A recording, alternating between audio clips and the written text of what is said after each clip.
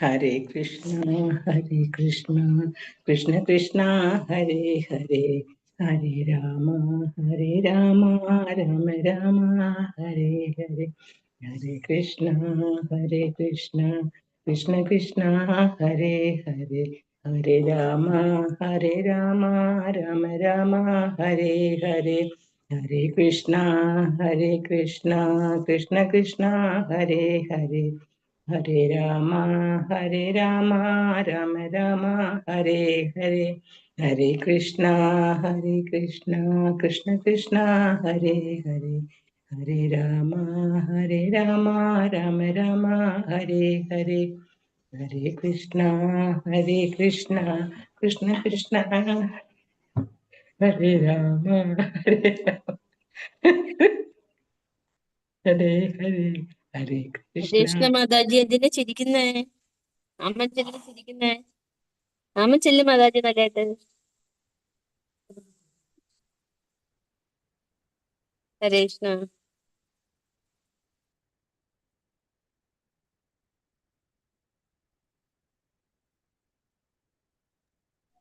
ഹരേ കൃഷ്ണ. ഹരേ കൃഷ്ണ. പ്രണാമം എല്ലാവർക്കും.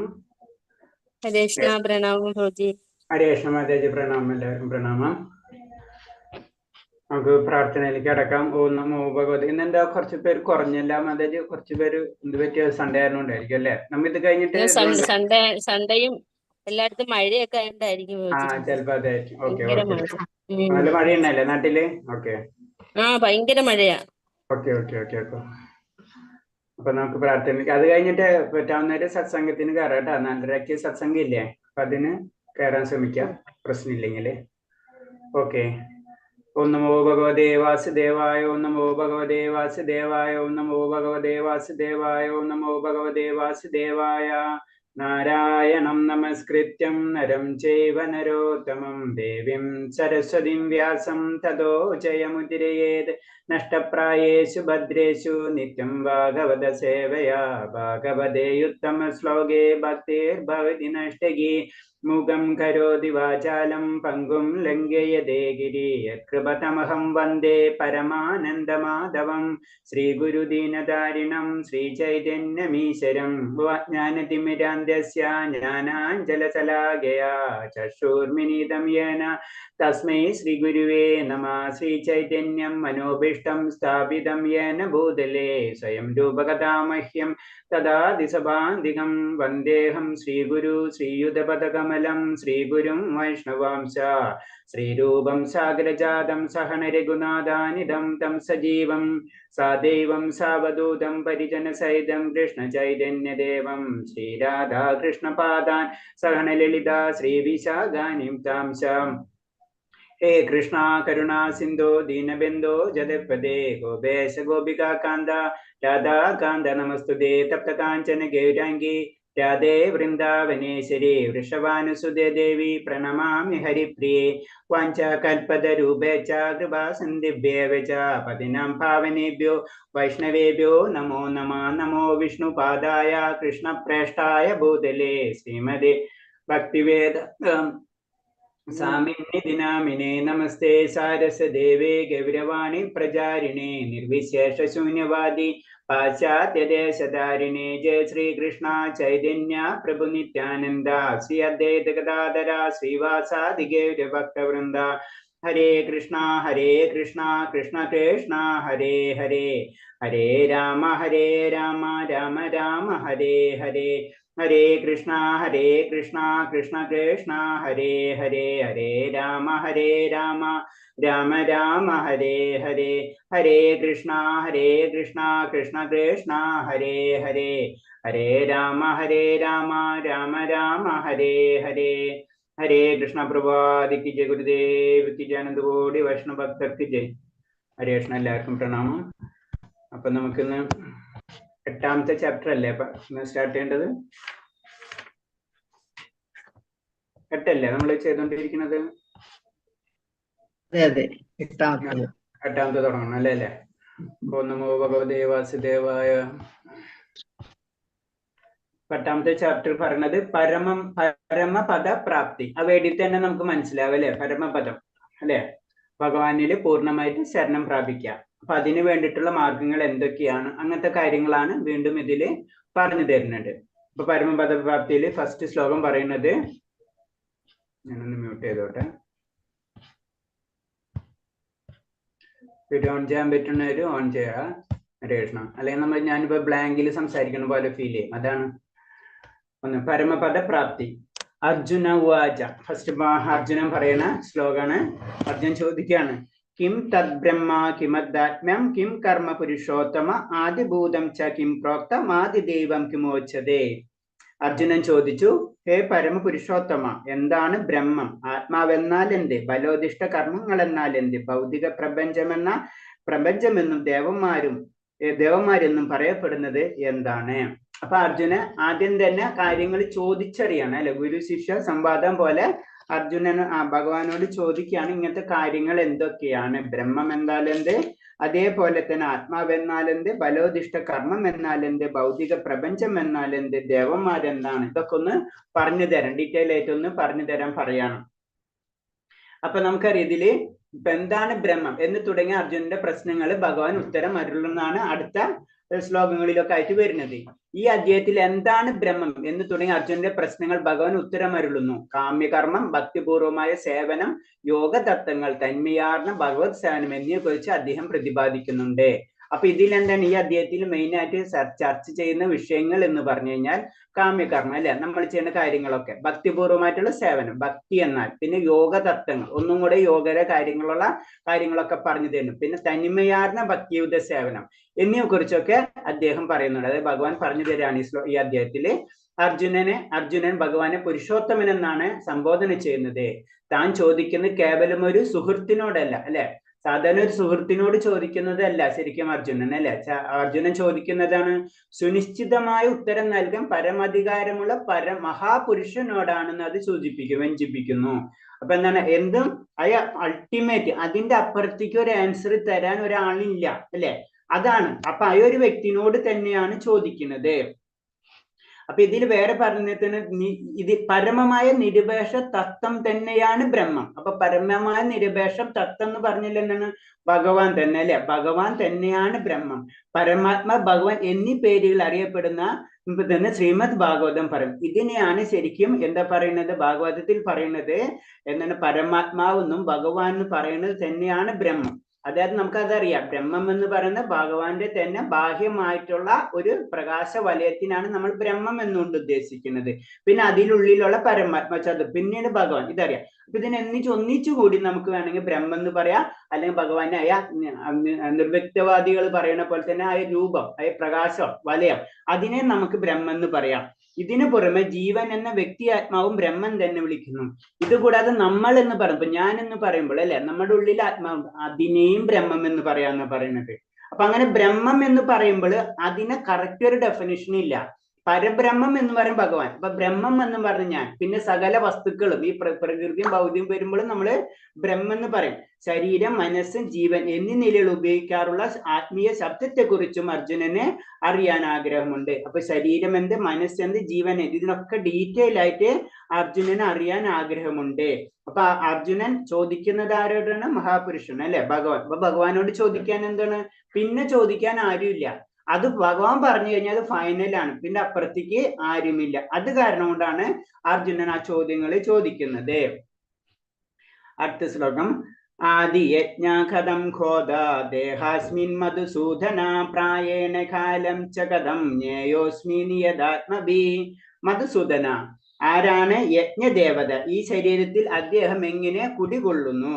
ഭക്തി സേവന നിരതരായവർക്ക് മരണവേളയിൽ അങ്ങയെ എങ്ങനെ അറിയാൻ കഴിയും?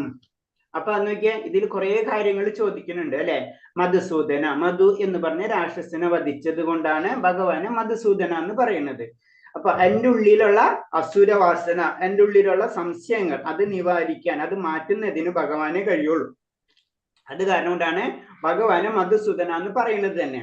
അപ്പൊ അതിൽ ഈ ശരീരത്തിൽ യജ്ഞദേവത എന്ന് പറഞ്ഞ് എല്ലാ പൂജകളും, യജ്ഞം എന്ന് പറഞ്ഞ് നമ്മൾ ഇതിൽ പറഞ്ഞു കഴിഞ്ഞാൽ സാധാരണ രീതിയിൽ പറഞ്ഞ എല്ലാതും നിയന്ത്രിക്കണം, എല്ലാത്തിന്റെ ഭോക്താവ്, അല്ലെ? അതാരാണ്? അതെങ്ങനെ ഈ ശരീരത്തിൽ കുടികൊള്ളുന്നു? ഭക്തിദുസ്സേവന നിരതരായവർക്ക് മരണവേളയെ അങ്ങയെ എങ്ങനെ അറിയാൻ കഴിയും? അങ്ങനെ ഭക്തി മാത്രം ചിന്തിച്ച് അതിനുവേണ്ടി ജീവിതം മാറ്റിവെച്ചവർക്ക് മരണസമയമാവുമ്പോൾ, അപ്പൊ മരണസമയമാവുമ്പോഴാണ് നമുക്ക് ഭഗവാനെ പരിപൂർണമായിട്ട് അറിയാൻ കഴിയും. അതായത് ശരീരം വെടിയ എന്ന് ഉദ്ദേശിക്കുന്നത് ഭൗതിക ലോകമായിട്ട് ബന്ധം നിർത്തലാക്കുമ്പോൾ ആ ഒരു സമയം, അങ്ങനെ വരുന്ന സമയത്ത് എങ്ങനെ അങ്ങയെ അറിയാൻ കഴിയും എന്ന ചോദ്യമാണ് അർജുനൻ ചോദിക്കുന്നത്. ആരാണ് യഥാർത്ഥ യജ്ഞദേവത എന്ന് അവിടുത്തെ ജീവാത്മ ശരീരത്തിൽ കുടികൊള്ളുന്നത്? പിന്നെ എന്റെ കണ്ഠം കഫം കൊണ്ട് നിറയുകയും ചെയ്യുമ്പോൾ അങ്ങയെ തിരുനാമം ഉച്ചരിക്കാൻ എനിക്ക് എങ്ങനെ സാധിക്കുക? അത് പറയുന്നത് കുലശേഖര മഹാരാജാവിനെ പറ്റി പറയുമ്പോഴാണ് ആ കഥ പറയുന്നത്. കാരണം കുലശേഖര മഹാരാജാവ് പറയുന്നത് എന്താണെന്ന് വെച്ചാൽ വളരെ സിമ്പിൾ ആണ്. എനിക്ക് എന്റെ ശരീരം ഭക്തിയുത സേവനങ്ങൾ ചെയ്യാനും ഭഗവാനെ പറ്റി കീർത്തിക്കാനും എന്റെ ശരീരം ഇപ്പൊ തയ്യാറാണ്. പക്ഷെ എനിക്ക് അങ്ങനെ ഒരു അവസ്ഥ വരും അല്ലെ, നമുക്കറിയാം വാർദ്ധക്യം ബാധിക്കുമ്പോൾ നമുക്ക് അങ്ങനെ വരുമ്പോൾ ഞാൻ അങ്ങയുടെ തിരുനാമങ്ങൾ ഉച്ചരിക്കാൻ സാധിക്കും, അല്ലാണ്ട് എനിക്ക് മോശം കിട്ടണം എന്നല്ല നമ്മൾ ചിന്തിക്കുന്നത് അല്ലെ. അപ്പൊ ഒരു ഭക്തന്റെ ഒരു അവസ്ഥയാണ് പറഞ്ഞു. ആ സമയത്ത് എനിക്ക് എങ്ങനെ സേവിക്കാൻ കഴിയും എന്നാണ് പറയുന്നത്. അതാണ് പറഞ്ഞ ഭക്തിയുത സേവന നിരത മരണവേള അങ്ങയെ എങ്ങനെ അറിയാൻ കഴിയും, അങ്ങയെ എങ്ങനെ അറിയാൻ കഴിയും എന്ന് ഉദ്ദേശിക്കുന്ന ഇത്രയുള്ളൂ. ആ സമയത്തും ഭഗവാനെ സേവിക്കാൻ എനിക്ക് എങ്ങനെ കഴിയും? അതാണ് ഒരു ഭക്തന്റെ അവസ്ഥ. ഇതാണ് അതിൽ കൂടെ നമുക്ക് സൂചിപ്പിച്ചു തരുന്നത്. പിന്നെ നമുക്കറിയാം യജ്ഞദേവത ഇന്ദ്രനോ വിഷ്ണുവാകാം, ശിവനും ബ്രഹ്മം ഉൾപ്പെടും ദേവന്മാരുടെ മുഖ്യനാണ് ആദിദേവതായ വിഷ്ണു. അപ്പൊ ശരിക്കും യജ്ഞദേവത എന്ന് പറഞ്ഞു അത് നമുക്കറിയാം. ഗോവർദ്ധനഗിരിയുടെ കഥ അറിയുമ്പോള് അത് കേട്ടിട്ടുണ്ടല്ലോ എല്ലാവരും? ഗോവർദ്ധനഗിരിയുടെ കഥ അറിയാമല്ലോ എല്ലാവരും? അറിയാല്ലേ? ഓക്കെ. അപ്പൊ യജ്ഞദേവത അപ്പൊ എന്താണ്? വിഷ്ണുവോ ഇന്ദ്രനോ ആകാം ശരിക്കും. പക്ഷെ ശരിക്കും നമുക്കറിയാം വിഷ്ണു ആണ് ഇന്ദ്രൻ. അപ്പൊ അത് ഇന്ദ്രന് അത് അഹങ്കാരം തീർത്തു കൊടുക്കുന്നുണ്ട് അല്ലെ ഭഗവാൻ ശ്രീകൃഷ്ണൻ. അപ്പൊ ലോക ഭരണ ചുമതല വഹിക്കുന്ന പ്രധാനിയാണ് ഇന്ദ്രൻ. ഇന്ദ്രനാണ് ശരിക്കും എല്ലാതും നിർവഹിക്കുന്നത് ഇവിടെ സ്വർഗലോകത്തിലുള്ളത്. യജ്ഞാനുഷ്ഠാനങ്ങളിൽ ഇന്ദ്രനും വിഷ്ണുവും ആരാധിക്കപ്പെടുന്നു. അപ്പൊ യജ്ഞങ്ങളില് എല്ലാത്തിലും ഇന്ദ്രനും വിഷ്ണുവും ആരാധിക്കപ്പെടുന്നു. അർജുന്റെ ആരാണ് യഥാർത്ഥത്തിൽ യജ്ഞദേവത എന്നാണ് ചോദിച്ചത്. അവിടെ നിന്ന് ജീവാത്മാവ് ശരീരത്തിൽ കുടികൊള്ളുന്നത് എങ്ങനെയാണ്? അപ്പൊ ആരാണ് യഥാർത്ഥ? ഇന്ദ്രനും വിഷ്ണുവും ആണെങ്കിലും ആരാണ് കറക്റ്റ് എന്നൊന്നും കൂടെ ചോദിച്ച് മനസ്സിലാക്കാണ് ചെയ്യുന്നത്. ഓക്കെ, അടുത്ത ശ്ലോകം.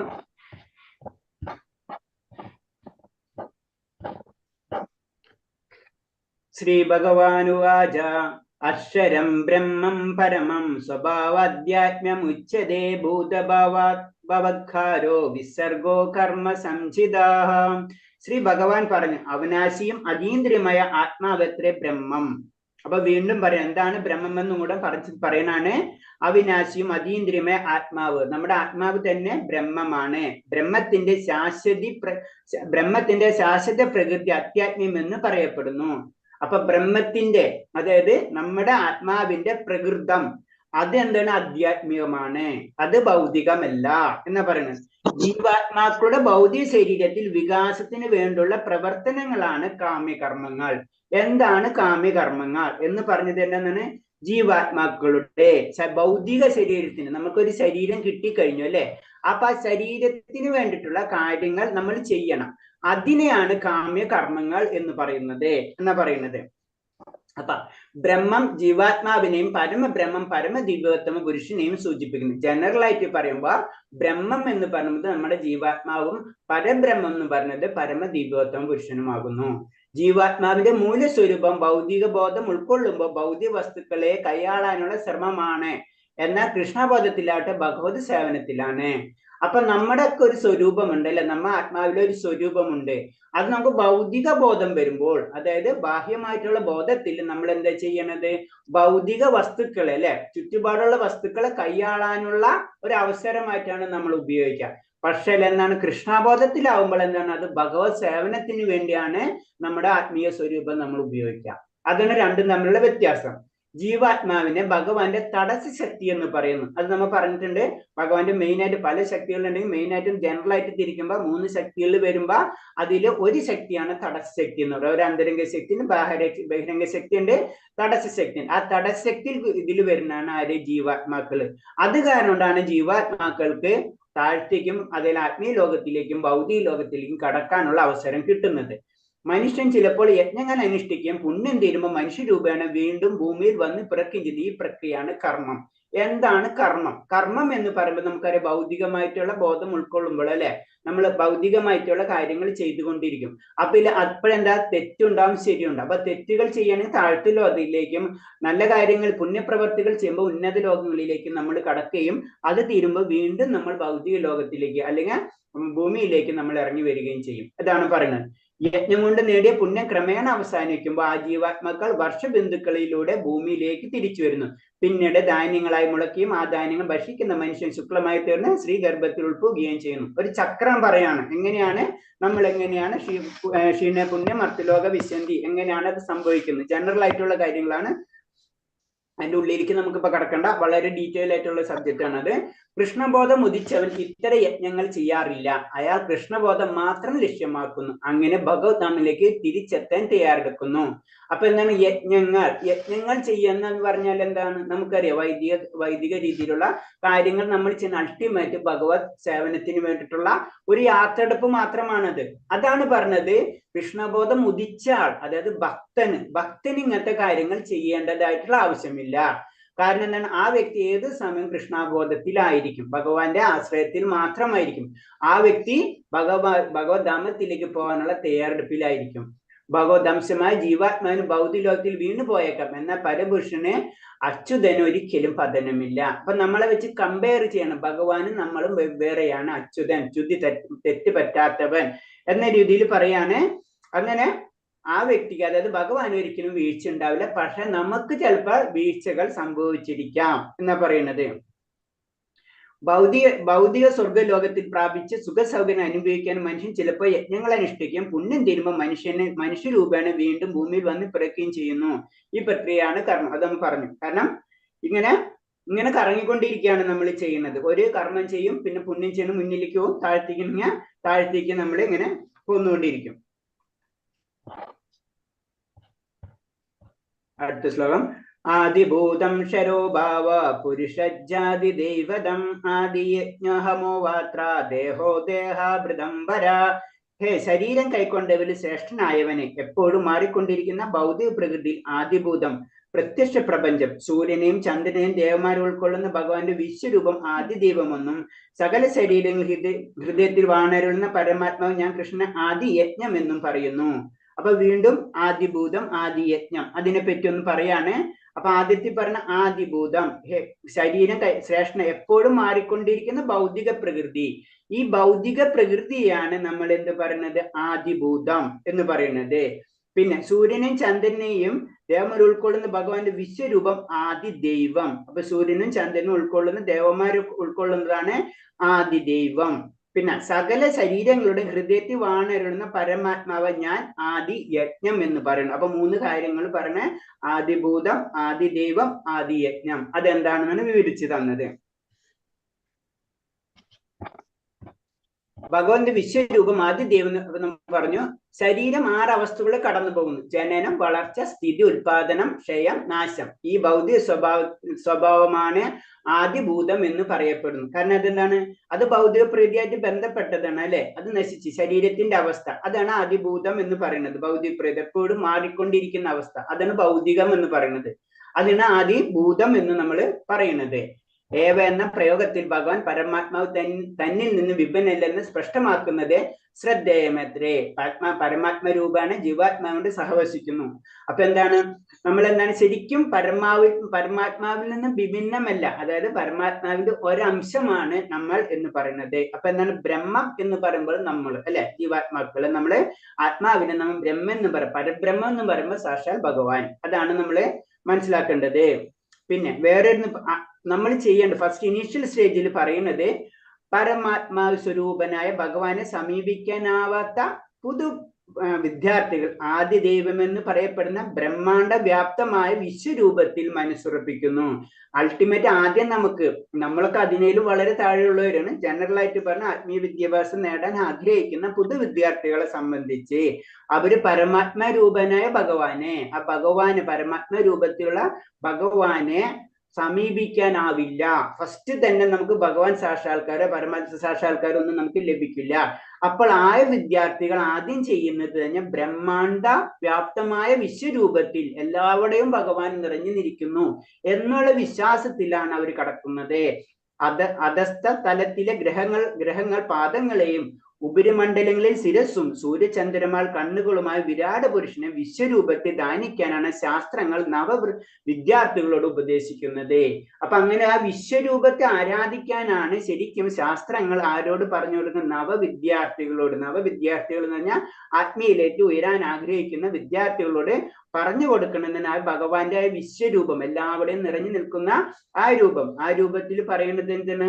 അധസ്ഥ തലത്തിലുള്ള ഗ്രഹങ്ങൾ, താഴത്തുള്ള ഗ്രഹങ്ങൾ മുഴുവനും ഭഗവാന്റെ പാദങ്ങളും ഉപരി മണ്ഡലങ്ങളിലുള്ളത് ശിരസ്സും സൂര്യചന്ദ്രന്മാർ കണ്ണുകളുമായ വിരാട് പുരുഷന്റെ ആ വിശ്വരൂപത്തെ ധ്യാനിക്കാനാണ് ശാസ്ത്രങ്ങൾ നവവിദ്യാർത്ഥികളോട് പറയുന്നത്. അപ്പൊ നമ്മൾ മനസ്സിലാക്കേണ്ടതെന്ന് പറഞ്ഞു കഴിഞ്ഞാല് പല സ്റ്റെപ്പുകളുണ്ട് ഇതില്. നമ്മളിപ്പോ ജനറൽ ആയിട്ട് നമുക്കിത് മനസ്സിലാകുമ്പോൾ നമുക്ക് മനസ്സിലായി നമുക്ക് സത്യം പറഞ്ഞ ഒന്നും അറിയില്ല. ജനറൽ ആയിട്ട് പറഞ്ഞു കഴിഞ്ഞാൽ അറിയുന്നവരുണ്ടാവും. ഞാൻ ജനറൽ ആയിട്ട് ഒരു പോയിന്റ്സുകളാണ് പറയുന്നപ്പോഴും. അപ്പൊ പലരും പല ലെവലിലും ആൾക്കാരും ജനറൽ ആയിട്ട് പറയാണ്. അപ്പം അതാണ് പറഞ്ഞത്. ഇത് ആർക്കറിയാം? ചൈതന്യ മഹാപ്രഭു അറിയാം അല്ലെ? അത്രയും നമ്മൾ അധപ്പതിച്ചു കഴിഞ്ഞാൽ അതിന് നമ്മള് പതിതമായ ആത്മാക്കളാണെന്ന്. അപ്പൊ നമ്മളോട് പറഞ്ഞു തരണം. നമ്മളിപ്പോ നമുക്ക് എന്താണ് ഭഗവാനായ വിശ്വരൂപത്തിലൊക്കെ സങ്കല്പിച്ചിട്ട് ഭഗവാനെ ആരാധിക്കേണ്ട കപ്പാസിറ്റിയിലൊന്നും നമ്മളില്ല അല്ലെ? അപ്പൊ അതിനു വേണ്ടി ഈ പ്രത്യേകിച്ച് കലിയുഗത്തിൽ അല്ലെങ്കിൽ ഈ സമയത്ത് നമുക്ക് ചെയ്യാൻ പറ്റുന്ന ഒരേ ഒരു കാര്യമാണ് നാമജപം. അതാണ് പറയുന്നത്. നമ്മൾ അറ്റ്ലീസ്റ്റ് 1 or 2 പ്രാവശ്യമെങ്കിലും നാമം ജപിച്ചിരിക്കണം. അത് മസ്റ്റ്. നമ്മളെ മൈൻഡിൽ അത് ഉറപ്പിച്ചോ. അത് പറഞ്ഞിട്ടുള്ള ഭഗവാന്റെ തന്നെ രൂപമാണ് അല്ലെ? നമ്മൾ അതിൽ കഴിഞ്ഞതിലും പറഞ്ഞു പ്രതിനിധിയാണ് ഭഗവാന്റെ. നമ്മൾ എങ്ങനെ ചിന്തിച്ചാൽ ഗുരുക്കന്മാര് തന്നെ പ്രതിനിധികളാണെന്ന് പറയുന്നത്. അപ്പൊ പിന്നെ അതിന്റെ അപ്പുറത്തേക്ക് നമുക്ക് കടക്കാനില്ല. അപ്പൊ ചൈതന്യ മഹാപ്രഭു എന്ന് പറയുന്നത് ശരിക്കും ഭഗവാന്റെ അവതാരമാണ്. അപ്പൊ നമ്മളായ മനസ്സിൽ ഇപ്പൊ ശങ്കരാചാര്യർ ആരാ? ഭഗവാന്റെ തന്നെ. ഭഗവാൻ ആരാധന ആരാ? ശങ്കരാചാര്യ ആര്യന് അവതാരമാണ്? പരമശിവന്റെ അവതാരമാണ് അല്ലെ? അപ്പൊ ഓരോ സമയത്തും ഓരോ അവതാരങ്ങൾ വരും. നമ്മൾ അറിയണില്ല എന്തിനാ വരുന്നൊന്നും. അത് നമ്മളെ കപ്പാസിറ്റി ഇല്ലാത്ത കാരണം കൊണ്ടാണ്. അപ്പൊ അങ്ങനെയാണ് ഓരോ അവതാരങ്ങൾ വരുന്നത്. പ്രഭുജി ഭാഗവതത്തില് പറയുന്നുണ്ടല്ലോ ശങ്കരാചാര്യര് ഭഗവാന്റെ അവതാരമാണെന്ന്, വിഷ്ണു ഭഗവാന്റെ അവതാരമാണെന്ന്. അതായത് അത് വേറെ രീതിയിൽ പറഞ്ഞു വരുമ്പോ എല്ലാതും ഭഗവാനായിട്ട് കണക്ട് ചെയ്തിട്ടുള്ളതാണ്. 22 അവതാരങ്ങൾ പറയണില്ല? അതിലുണ്ട് ശ്രീ ബുദ്ധൻ, ശ്രീ ശങ്കരാചാര്യർ ഒക്കെ പറയുന്നുണ്ട്. 22 ശങ്കരാചാര്യർ വരുന്നില്ല. 24 തോന്നുന്നുണ്ട്. ഉണ്ട്, അത് പഠിച്ചു. ഇല്ല, എനിക്ക് അത് കൺഫേം ഇല്ല. ശങ്കരാചാര്യര് ഭഗവാന്റെ അവതാരമല്ല. പക്ഷെ അതെനിക്ക് ഡൗട്ട് ഉണ്ട്. അത് മാതാജി പറഞ്ഞ സംശയം വന്നില്ല എന്നാണ് എന്റെ 99.99%. ഞാനതൊന്നും കൂടി നോക്കട്ടെ. ഭാഗവതത്തിൽ ഒന്നും കൂടി നോക്കിക്കോ. അല്ല, ഭാഗവതത്തിലില്ല. ഭാഗവതത്തിൽ എന്റെ ഓർമ്മയില്ല 22 അവതാരങ്ങൾ എന്ന് ഭാഗവതത്തിൽ പറയുന്നത്. അതിൽ ബുദ്ധനുണ്ട്, പക്ഷെ ശങ്കരാചാര്യർ ബുദ്ധനുണ്ട്. ബുദ്ധനുണ്ട്, ശങ്കരാചാര്യരല്ല. ബുദ്ധൻ വേറെ, ശങ്കരാചാര്യർ വേറെ. അതെ അതെ. ശങ്കരാചാര്യരല്ല. ശങ്കരാചാര്യ പരമശിവന്റെ അവതാരമാണ്. ഓക്കെ. അപ്പൊ അത് പറഞ്ഞത് അപ്പൊ പരമശിവൻ ആരാണ്? അത് ഭഗവാന്റെ തന്നെ നമ്മ ഗുണാവതാരങ്ങളിൽ വരുന്നതാണ്. ആര്? പരമശിവൻ. അവതാരം തന്നെയാണ്, ഭഗവാന്റെ തന്നെ അവതാരമാണ് ശരിക്കും പരമശിവൻ. ആ പരമശിവന്റെ അവതാരമായിട്ടാണ് ആയിരുന്നു ശങ്കരാചാര്യർ വരുന്നത്. അപ്പൊ എന്താണ് ഭഗവാന്റെ അവതാരങ്ങൾക്ക് എണ്ണമില്ല എന്ന് പറഞ്ഞതിന്റെ കാരണം അത് തന്നെയാണ്. അപ്പൊ ഓരോ അവതാരങ്ങൾക്കും ഓരോ ലക്ഷ്യങ്ങൾ ഉണ്ടാവും. ഇപ്പൊ നമുക്കറിയാം ശ്രീരാമചന്ദ്രമൂർത്തി അല്ലെ, ഒരു ലക്ഷ്യമുണ്ട്. ശ്രീകൃഷ്ണൻ ഒരു ലക്ഷ്യമുണ്ട്. അതേപോലെ തന്നെ നരസിംഹ ഭഗവാൻ ഒരു ലക്ഷ്യമുണ്ട്. എല്ലാ അവതാരങ്ങൾക്കും ഒരു ലക്ഷ്യം. അത് ലീലാവതാരം, നമ്മൾ അത് പഠിച്ചിട്ടുണ്ട്. ലീലാവതാരം നമ്മൾ പറഞ്ഞു. ലീലാവതാരം അദ്ദേഹം പറഞ്ഞില്ല ഒരു പ്രാവശ്യം? പറഞ്ഞിട്ടില്ലേ? ഭാഗവതത്തിൽ പറഞ്ഞിട്ടുണ്ട് ലീലാവതാരം. അല്ല, പലതരം അവതാരങ്ങളെ പറ്റി നമ്മൾ ഒരു പ്രാവശ്യം പറഞ്ഞിട്ടുണ്ടാവല്ലോ, പറഞ്ഞിട്ടില്ലേ? ഇല്ല, അത് ഭാഗവതത്തിലാണ്. ലീലാവതാരം, ബാലാവതാരം, അങ്ങനെയൊക്കെ പറഞ്ഞു. ഭാഗവത കൂട്ടിച്ചേർക്കല്ലേ ഇത് പറയുന്നത്? ഞങ്ങള് ഭാഗവതം പഠിച്ചിട്ടില്ല. അല്ല, അതിലാണ് പറഞ്ഞത്. ഇല്ല, ഭാഗവതത്തിലല്ല, അല്ലാണ്ട് നമ്മൾ പറഞ്ഞിട്ടുണ്ടെന്ന് എന്റെ ഓർമ്മ. ഭാഗവതത്തില് വേറെ, അത് നമ്മൾ വേറെ സെക്ഷൻ. അല്ലാണ്ട് നമ്മള് ഫസ്റ്റ് ചാപ്റ്ററില ഏതെങ്കിലും വരുന്നുണ്ട്. ഈ ഭഗവതത്തിൽ തന്നെ വരുന്നുണ്ട്. അത് അതിന്റെ ഡീറ്റെയിൽ ആയിട്ട് ഒരു പ്രാവശ്യം പറഞ്ഞിട്ടുണ്ടോ തോന്നുന്നുണ്ട് പ്രഭുജി. കുഴപ്പമില്ല, ഞാൻ അത് ഒന്നുകൂടെ നോക്കിയിട്ട് ഡീറ്റെയിൽ ആയിട്ട് നാളെ ഒന്ന് ഓർമ്മിപ്പിച്ചാൽ മതി. ഞാൻ പറഞ്ഞു ഒരു പ്രാവശ്യം പറഞ്ഞിട്ടുണ്ടായിട്ട് തോന്നുന്നു. ആദ്യം പറഞ്ഞിട്ടുണ്ട് എന്റെ ഓർമ്മ, കുഴപ്പമില്ല, ഒരു പ്രാവശ്യം ഞാൻ പറഞ്ഞു തരാം, നാളെ ഒന്ന് ഓർമ്മിച്ചിരിക്കും. അപ്പൊ ഡീറ്റെയിൽ ആയിട്ട് ഭഗവാന്റെ അവതാരങ്ങൾ, ലീലാവതാരം, ഗുണാവതാരം, മന്നന്തര അവതാരങ്ങള്, അങ്ങനെ ശക്തിവേശ അവതാരങ്ങള്, അങ്ങനെ പറഞ്ഞിട്ടുള്ള അവതാരങ്ങളുണ്ട്.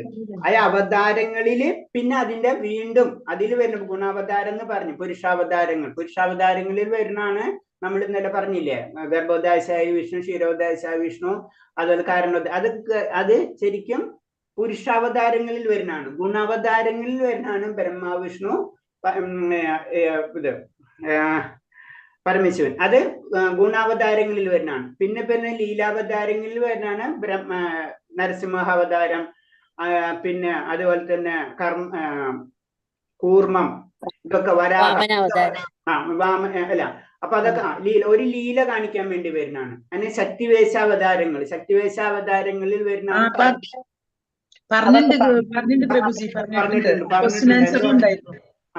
പറഞ്ഞിട്ടുണ്ട് എന്റെ ഓർമ്മയില്ല, അതാണ്.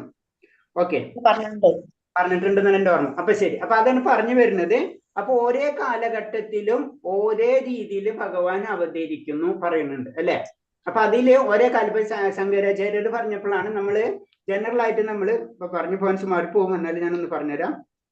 അതായത് നമുക്കറിയാം, നമ്മൾ പലപ്പോഴും കേട്ടിട്ടുണ്ട് പലതരം സ്വാമിമാരെ പേര് കേൾക്കുമ്പോൾ, അത് ഞാൻ പറഞ്ഞിട്ടുണ്ട്, പല സ്വാമിമാരെ പേര് കേൾക്കുമ്പോൾ നമ്മൾ തീർത്ഥ, സാരസ്വതി, ഭാരതി, പുരി എന്നൊക്കെ കേട്ടിട്ടില്ല നമ്മള്?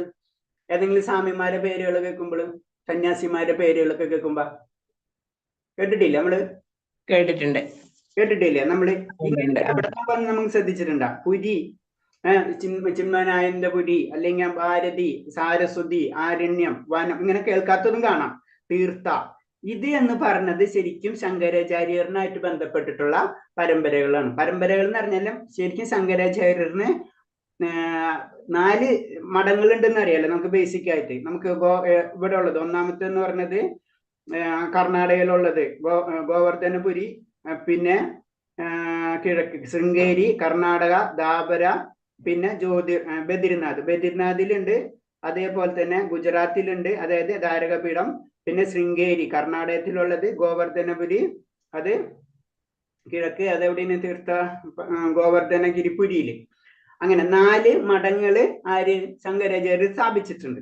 ഈ സ്ഥാപിച്ചവർക്ക് ഈ 4 പേര്, അപ്പൊ 4 മഠങ്ങൾ ഉണ്ടല്ലോ, ഈ 4 മഠം നോക്കുന്നതിന് വേണ്ടി 4 ശിഷ്യന്മാരെ ഏർപ്പാട് ചെയ്തിട്ടുണ്ടായിരുന്നു. അതിന് പത്മപാദര്, സുരോശ്ചരര്, അങ്ങനെ 4 ആചാര്യന്മാര്. ആ 4 ആചാര്യന്മാരായിട്ട് ബന്ധപ്പെട്ടിട്ടാണ് 10 സന്യാസി സമ്പ്രദായങ്ങൾ വരുന്നത്. ആ 10 സന്യാസി സമ്പ്രദായങ്ങൾ വരുമ്പോൾ ഗിരി, പർവ്വതം, സാഗരം, തീർത്ഥം, ആശ്രമം, വനം, ആരണ്യം, സാരസ്വതി, ഭാരതി, പുരി എന്ന് പറഞ്ഞിട്ടുള്ള 10 സന്യാസികളെ രീതികളാണ്. അപ്പൊ ഓരോരുത്തർക്കും ഓരോ ഡ്യൂട്ടി ആയിരിക്കും. ഇപ്പൊ സാരസ്വതി എന്ന് പറഞ്ഞു കഴിഞ്ഞാൽ ആ സന്യാസിക്ക് അറിവിനോട്, അതായത് ഗ്രന്ഥത്തിനോടായിരിക്കും കൂടുതൽ ബന്ധം ഉണ്ടാവുക. അതേപോലെ തന്നെ വനം എന്ന് പറഞ്ഞ, അല്ലെങ്കിൽ തീർത്ഥം, അപ്പൊ പുണ്യക്ഷേത്രങ്ങളായിട്ടുള്ള കണക്റ്റഡ് ആയിട്ടുള്ള ആ വ്യക്തിയായിരിക്കും. അതിനോട് ബന്ധപ്പെട്ടുള്ള ശാസ്ത്രങ്ങളും ബന്ധപ്പെട്ടിട്ടുള്ളതായിരിക്കും.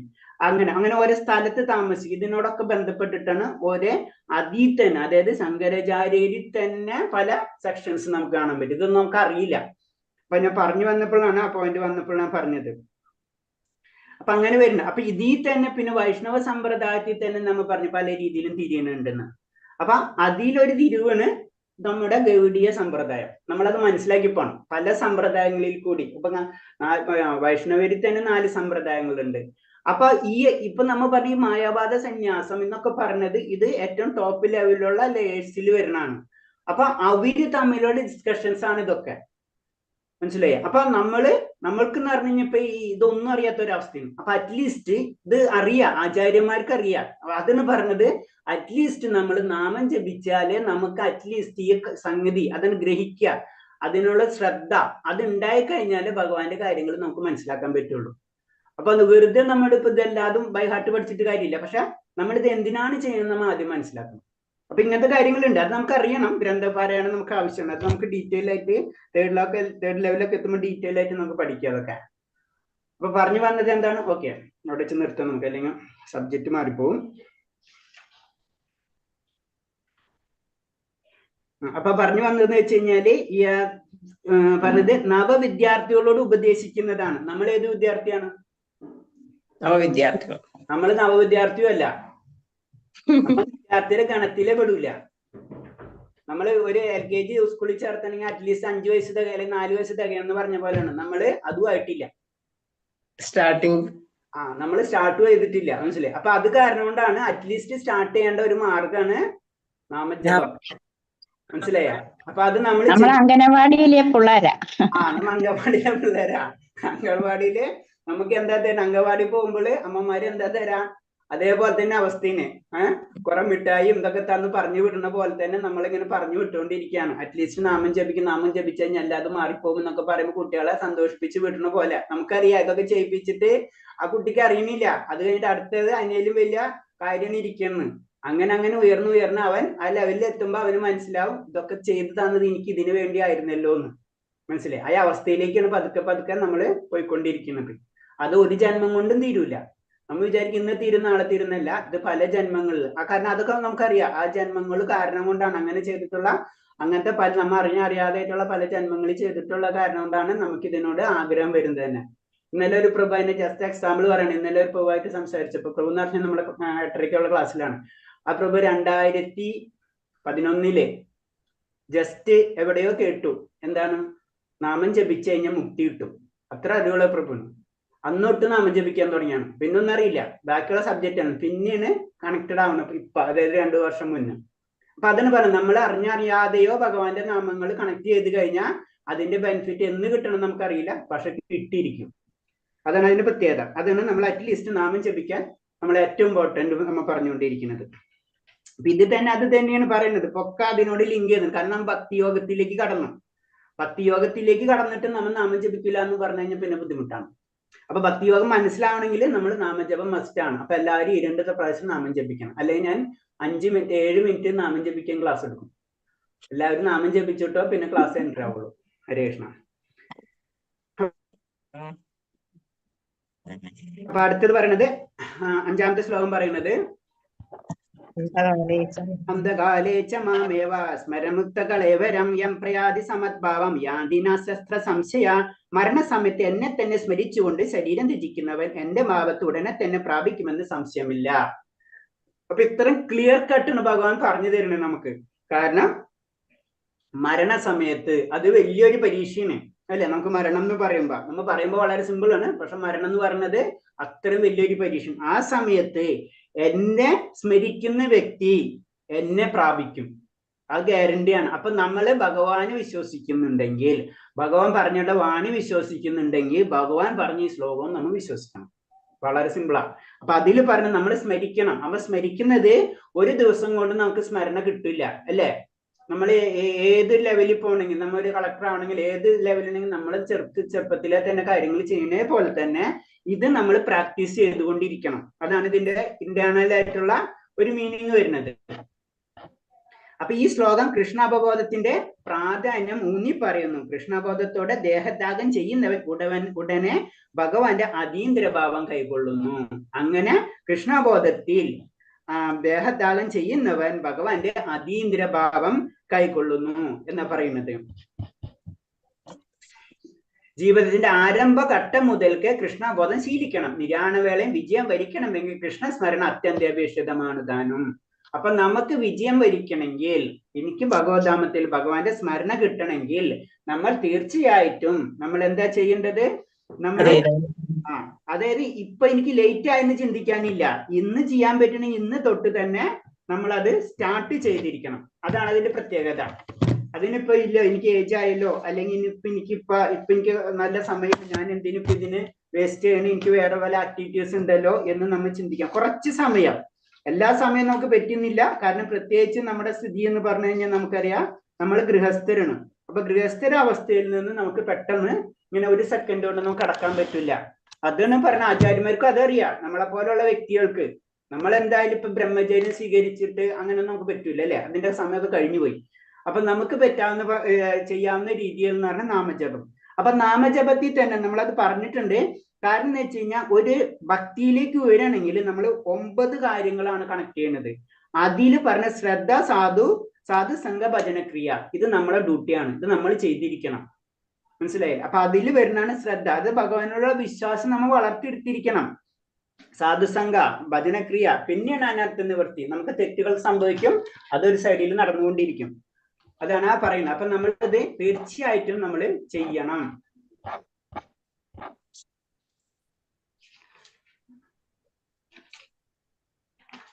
അടുത്ത ശ്ലോകം.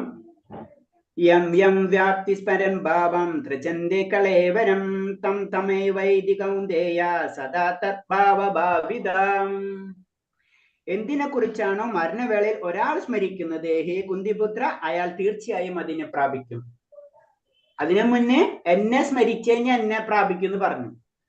ഇല്ല, ഞാൻ ഭഗവാനെ സ്മരിക്കുന്നില്ല, എനിക്ക് വേറെ എന്തെങ്കിലാണ് ആഗ്രഹം എന്ന് വെച്ചാൽ ആ വ്യക്തി മരണ സമയത്ത് അത് സ്മരിച്ചിരിക്കും, ആ വ്യക്തി അതായി മാറും.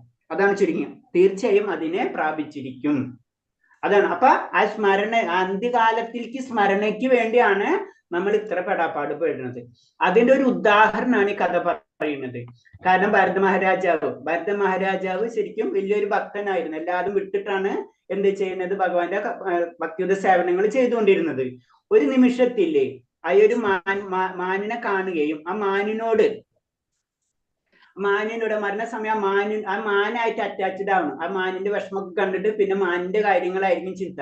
അങ്ങനെ മരണസമയത്ത് മാനിന്റെ ചിന്ത വെച്ചിട്ട് മരിക്കുന്ന ആരോട് അടുത്ത ജന്മത്തിൽ മാനായിട്ട് മാറുകയാണ് ചെയ്യുന്നത്. അതാണ് പറഞ്ഞായ സ്മരണം വളരെ ഇമ്പോർട്ടന്റ്. നമ്മൾ എന്താ സ്മരിക്കുന്നത് അതായി നമ്മൾ മാറും. അത് നമ്മൾ ഭൗതിക ലോകത്തിലായും ചിന്തിച്ചാൽ ശരിയാ അല്ലെ. നമ്മൾ എന്തെങ്കിലും ചിന്തിച്ചുകൊണ്ടിരുന്നു കഴിഞ്ഞാൽ നമ്മൾ അതിനെപ്പറ്റി അതിന്റെ മുകളിൽ ഇങ്ങനെ ചിന്തിച്ച് നമുക്ക് അതിനെപ്പറ്റി നമ്മൾ പ്രവർത്തിക്കാൻ തുടങ്ങും. ഇത് തന്നെയാണ് ഇവിടെയും ചെയ്യുന്നത്. അപ്പൊ അത് അത്ര ഇമ്പോർട്ടന്റ് ആണെന്ന് പറയുന്നത്. അടുത്ത ശ്ലോകം. തസ്മാത് സർവേഷു കാലേഷു തസ്മാത് സർവേഷു കാലേഷു മാമാനുസ്മരയുധ്യ ച മയ്യാർപിതർമനോർബുദ്ധിർ മാമേ വൈശ്യസ്യ സംശയഃ. അതിനാൽ അർജുന, ശ്രീകൃഷ്ണ രൂപത്തിൽ നീ എന്നെപ്പോഴും ഓർമ്മിക്കുക. അതോടൊപ്പം തന്റെ നിയതായ കർമ്മം യുദ്ധം നിർവഹിക്കുകയും ചെയ്യുക. സ്വകർമ്മം എല്ലായ്പ്പോഴും എനിക്ക് അർപ്പിക്കുകയും മനോബുദ്ധികൾ എന്നിൽ ഉറപ്പിച്ചിരുന്നാൽ നീ എന്നെ പ്രാപിക്കും, സംശയമില്ല. ഇതാണ് പ്രാക്ടിക്കൽ സൊല്യൂഷൻ എന്ന് പറഞ്ഞു തരുന്നത്. എന്താണ്? നിന്റെ നിയത കർമ്മം നീ ചെയ്യുക, കൂടാതെ നീ എന്നെ ഓർമ്മിപ്പിക്കുക. അപ്പൊ നമ്മളിങ്ങനെ പെട്ടെന്ന് വിട്ടുപോകാനൊന്നും ഭഗവാൻ പറയുന്നില്ല. നിന്റെ കാര്യങ്ങൾ നീ ചെയ്തുകൊണ്ടിരിക്കുന്നതോടൊപ്പം തന്നെ നീ എന്നെ ഓർക്കുക എന്നാ പറയുന്നത്. അർജുനയുടെ ഈ ഉപദേശം ഭൗതിക കർമ്മങ്ങളിൽ ഏർപ്പെട്ടിരിക്കുന്ന എല്ലാവരെയും സംബന്ധിച്ച് പ്രസക്തമാണ്. നമ്മൾ എല്ലാവരും ഭൗതികമായിട്ടുള്ള കാര്യങ്ങൾ ചെയ്യാൻ നിർബന്ധരാണ് അല്ലെ. ഭൗതികമായിട്ട് ലോകത്തിൽ വന്നു കഴിഞ്ഞ് ഭൗതിക കാര്യങ്ങൾ ചെയ്യാൻ അത് നീ ചെയ്യുക, കുഴപ്പമില്ല. തങ്ങളുടെ നിർദ്ദിഷ്ട കർമ്മം നിറവേറ്റുന്നതിൽ നിന്ന് പിന്തിരിക്കാൻ ആരും ഭഗവാൻ ഉപദേശിച്ചിട്ടില്ല. വെറുതെ ചിരിക്കാൻ ആരും പറയണില്ല. ഭക്തി എന്ന് പറഞ്ഞ് വെറുതെ ഇരിക്കില്ലല്ല, ചുരുക്കി പറഞ്ഞു കഴിഞ്ഞാൽ. അതിന് പറഞ്ഞ തങ്ങളുടെ നിർദ്ദിഷ്ട കർമ്മം നിറവേറ്റുന്നതിൽ നിന്ന് പിന്തിരിയാൻ ആരെയും ഭഗവാൻ പറയുന്നില്ല, പ്രേരിപ്പിക്കുന്നില്ല എന്നാ പറയുന്നത്. അടുത്ത ശ്ലോകം. അഭ്യാസേന യോഗയുക്തേന ചേതസനാനഗാമിന പരം പുരുഷം ദിവ്യം യാതി പാർത്ഥാന് ചിന്തയൻ. എന്നെ പരമദിവോത്ത പുരുഷനായി ആരാണോ ധ്യാനിക്കുന്നത്, ആരാണോ ആ മാർഗത്തിൽ നിന്ന് വ്യതിചലിക്കാതെ തുടർച്ചയായി എന്നെ മനസ്സിൽ സ്മരിക്കുന്നത്, അല്ലയോ പാർത്ഥ, അയാൾ നിശ്ചയമായി എന്നെ പ്രാപിക്കും. അപ്പൊ ഇതൊക്കെ ഒരു ഗ്യാരണ്ടി, ഭഗവാൻ ഗ്യാരണ്ടി കുറെ ശ്ലോകങ്ങളില് ഭഗവാൻ ഗ്യാരണ്ടി തരാണ് നമുക്ക്. നമ്മൾ ധ്യാനിച്ചുകൊണ്ടിരുന്നാൽ, ആ മാർഗത്തിൽ നിന്ന് വ്യതിചലിക്കാതിരുന്നു കഴിഞ്ഞാൽ തീർച്ചയായിട്ടും നീ എന്നെ പ്രാപിച്ചിരിക്കും. അതാണ് നമ്മൾ. അപ്പൊ നമ്മളെ കൊണ്ട് കഴിയുന്നത്, നമുക്ക് കുറെ ലിമിറ്റേഷൻസ് ഉണ്ട്, ചെയ്യാവുന്നത് സ്വല്പം അഭ്യസ്തരായതെന്ന് പറഞ്ഞാൽ ചെയ്യാൻ പറ്റുന്നത് നമ്മൾ ചെയ്തിരിക്കണം. അതിനെ നമ്മൾ മടിപിടിക്കരുത്. അപ്പൊ അടുത്തത് അതിൽ പറയുന്നത്, ഭഗവത് നാമം ഉരുവിടുന്നത് കൊണ്ടും അതിന്റെ സ്പന്ദനങ്ങൾ ശ്രോതാക്കൾ ഉൾപ്പോകുന്നത് കൊണ്ടും കാതും നാവും മനസ്സും പ്രവർത്തന നിരതമാകുന്നു. ഭഗവാന്റെ നാമം എന്ന് പറയുന്നത് അതൊരു അതീന്ദ്രിയമായിട്ടുള്ള ശബ്ദമാണ്. അതാണ് നമുക്ക് ഓങ്കാരം അല്ലെ, ഓങ്കാരം പ്രണവ മന്ത്രം, അത് ഭഗവാൻ തന്നെയാണ്. അതൊരു മന്ത്രം, അത് ശബ്ദം, ഭഗവാന്റെ ശബ്ദ രൂപ ഗുണ ലീലകൾ അല്ലാതെ ഒന്നാണ്. നമുക്കതൊന്ന് മനസ്സിലാവാത്തതെന്ന് മാത്രമേ ഉള്ളൂ. അപ്പൊ അതെന്താണ്? ഈ ശബ്ദം അത് നമ്മളെ കാതിനും നാവിനും മനസ്സിനും പ്രവർത്തന നിരതമാക്കും. ഒരു ഉത്തേജനം, ഒരു പെർഫെക്ഷൻ, ഇതൊക്കെ നമുക്ക് കിട്ടിക്കൊണ്ടിരിക്കും. അത്രയും പവർഫുൾ ആണ്. അതിന് പ്രഭാസാണ് വളരെ സിമ്പിൾ ആയിട്ടുള്ള എക്സാമ്പിൾ പറയുന്നുണ്ട്. ചിലർക്ക് യോഗ ഭക്തിയൊന്നുമില്ല, ഇതിനൊന്നും എനിക്ക് വിശ്വാസമില്ല, ശരി, പക്ഷെ യോഗ ഒന്ന് കോൺസെൻട്രേഷൻ കൂട്ടണം, അല്ലെങ്കിൽ സ്ട്രെസ് കുറയ്ക്കണം എന്നൊക്കെ പറഞ്ഞ് അതേ രീതിയിൽ ചെയ്യുന്നവരുണ്ട്. പല പല തെറാപ്പിസ്റ്റ് നമുക്കറിയാം അല്ലെ, അങ്ങനത്തെ കാര്യങ്ങൾ അതിന് പോകുന്നവരുണ്ട്. അതിന് പ്രഭാസ്വാമി പറയുന്നത് വെച്ച് കഴിഞ്ഞാൽ നിങ്ങൾ ഇത് ചെയ്യും, അറ്റ്ലീസ്റ്റ് നാമം ജപിച്ചു കഴിഞ്ഞാൽ നിങ്ങൾക്ക് അതും കൂടി കിട്ടും, ഇതും കിട്ടും, ഭഗവാനെയും കിട്ടും അതും കിട്ടും. അങ്ങനെ ചെയ്യാൻ പറഞ്ഞു. കാരണം അത്രയും ഒരു ശബ്ദം, അതീന്ദ്രിയ ശബ്ദമാണ് ഇത് നമ്മൾ ഉദ്ദേശിക്കുന്ന ഒരു ശബ്ദമല്ല. മഹാമന്ത്രം, മന്ത്രങ്ങളിൽ ഉയർന്നതാണ് മഹാമന്ത്രം എന്ന് പറയുന്നത്. ആ മന്ത്രം അതെന്താണ് പറഞ്ഞെന്ന് വെച്ചാൽ അതെല്ലാം ചൈതന്യ മഹാപ്രഭു പറയുന്നത് അതാണ്. അത് സിമ്പിൾ ആയിട്ട് എല്ലാവർക്കും, ഒരിക്കലും എനിക്ക് മാത്രം കിട്ടണം എന്നല്ല ചിന്തിക്കണം, എല്ലാവരിലേക്കും എത്തിക്കാന്നാണ്. അതാണ് ഒരു കരുണ, അതാണ് നമ്മൾ ചെയ്യേണ്ടത്. അത് നമ്മൾ ഭക്തന്റെ ലക്ഷണങ്ങൾക്കൊക്കെ പറയുമ്പോൾ അത് ഡീറ്റെയിൽ ആയിട്ട് നമുക്ക് മനസ്സിലാവും. അപ്പൊ ജീവാത്മാക്കൾ തങ്ങൾ ആണ് പരമാസാദരെന്ന് ചിന്തിക്കുന്നു. പക്ഷെ അതല്ല വാസ്തവം. പരമപുരുഷനായ ഭഗവാനാണ് ഉത്കൃഷ്ടനായ പരമാസ്വാദകൻ. അത് നമ്മൾ പറഞ്ഞിട്ടുണ്ട്, ഋഷികേശൻ, എല്ലാ ഇന്ദ്രിയങ്ങളുടെ നാഥൻ. അപ്പൊ ആ ലെവലിൽ ചിന്തിക്കുമ്പോ ഭഗവാനാണ് ആസ്വാദകൻ എന്ന് നമ്മൾ ചിന്തിച്ചു കഴിഞ്ഞാൽ തീർച്ചയായിട്ടും നമുക്ക് ആനന്ദം കിട്ടും. എനിക്ക് മാത്രം ആനന്ദം കിട്ടണമെന്ന് നമ്മൾ ചിന്തിക്കഴിഞ്ഞാൽ നമുക്ക് ഒരിക്കലും ആനന്ദം കിട്ടില്ല. നിരന്തരം കൃഷ്ണനെ പറ്റി ചിന്തിച്ചു കൊണ്ടിരുന്നാൽ നമുക്ക് കൃഷ്ണന്റേത് പോലുള്ള രൂപം ലഭിക്കാവുന്നതാണ്. കാരണം നമ്മൾ പറഞ്ഞത് മുക്തി, പലതരം മുക്തി പദത്തിലേക്ക് കടക്കുമ്പോ സ്വരൂപ മുക്തി ഉണ്ട്. അപ്പൊ ഭഗവാന്റെ രൂപം തന്നെ നമുക്ക് കിട്ടും എന്നാ പറയുന്നത്. അതെന്ന് പറഞ്ഞ കൃഷ്ണനെ പറ്റി ചിന്തിച്ചു കൊണ്ടിരുന്നു കഴിഞ്ഞാൽ നമുക്ക് കൃഷ്ണന്റേത് പോലുള്ള രൂപം നമുക്ക് ലഭിക്കും. അതിനൊരു ഉദാഹരണങ്ങൾ പറയണമെന്ന് വെച്ച് കഴിഞ്ഞാല്, ശലഭമായി തീരാൻ തീവ്രമാഭിലാഷിക്കുന്ന പുഴു, ഒരു പുഴുവാണ് ശരിക്കും, അത് അതേ ജന്മത്തിൽ തന്നെ ശലഭമായി മാറുന്നത് കാണാം. പലപ്പോഴും പറയാറുള്ള ഒരു ഉദാഹരണമാണിത്. ഇതാണ് കാരണം എന്ന് വെച്ച് കഴിഞ്ഞാൽ ഒരു പുഴു ആഗ്രഹം എന്താണ്, ഒരു ശലഭമായി അങ്ങനെ ആയിരിക്കണം. അപ്പൊ നമുക്കറിയാം, നമ്മൾ സാധാരണ യുക്തിപരമായിട്ട് ചിന്തിച്ചു കഴിഞ്ഞാൽ ഒരിക്കലും നടക്കാത്ത കാര്യമാണ് അല്ലെ, ഒരു പുഴു എങ്ങനെ ശലഭമായി മാറണം എന്നതുപോലെയാണ് നമ്മുടെ ഭക്തി. അത് യുക്തി കൊണ്ട് നമുക്ക് അളക്കാൻ പറ്റില്ല. ഇത് ഇത്ര ആഗ്രഹിച്ചു കഴിഞ്ഞാൽ തീർച്ചയായിട്ടും നമുക്കത് ലഭിച്ചിരിക്കും എന്നാ പറയണത്. അടുത്ത ശ്ലോകം.